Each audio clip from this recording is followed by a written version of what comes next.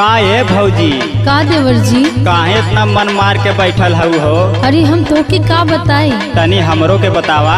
ला सुनो, तोके हाथ में कंगनवा खोले रहते सजनवा मोर छोटन की देवरुना, मोर छोटन की देवरुना संगवा लूटती लहरवा मोर छोटन की देवरुना।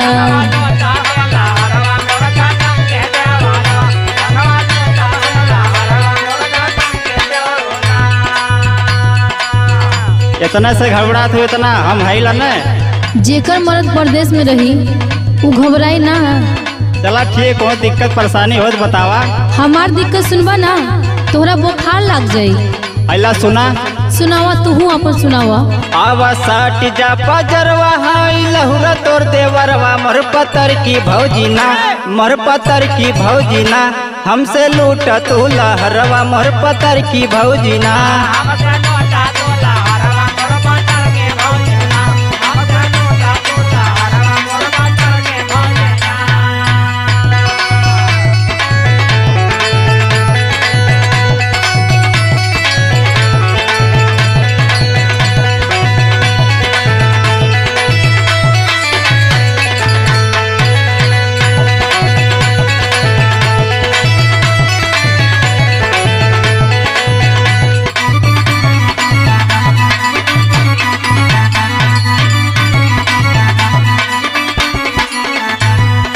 अरे देवर जी का बताए तोरा के?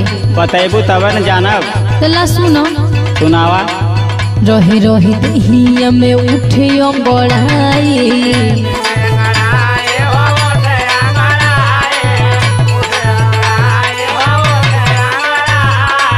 समझे ना अबे कोनो जुकोती लगाई।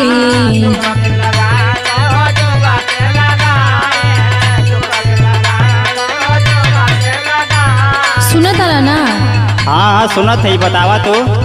रही रही दहिया में उठी अंगड़ाई, समझ ना आवे कौनो झुकती लगाई। दोनों बरसे नयनवा जैसे सावन के मोहनवा मोर छोटन की देवरुना, मोर छोटन की देवरुना भेजदा बोल मुँह के खबरिया मोर छोटन की देवरुना।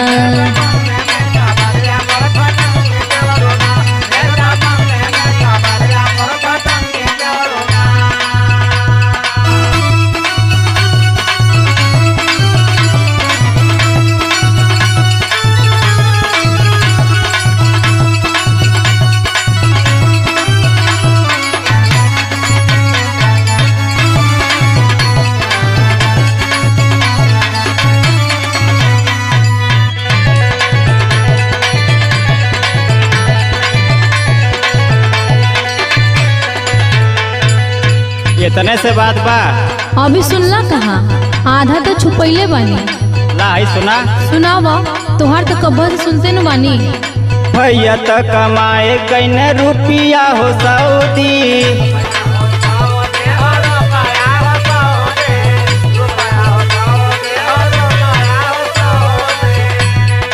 हमसे भरावल कर रोजे अपन हौदी।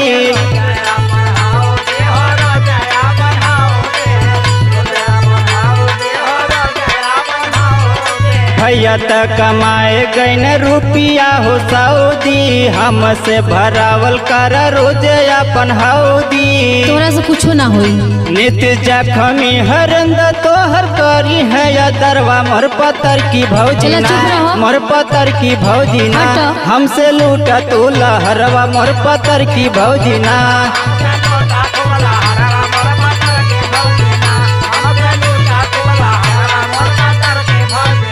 संगमा लूटती लहरवा मोर छोटन की देवरुना, हमसे लूटा तू लहरवा मोर पतर की भौजीना। संगमा लूटती लहरवा मोर छोटन की देवरुना, हमसे लूटा तू लहरवा मोर पतर की भौजीना।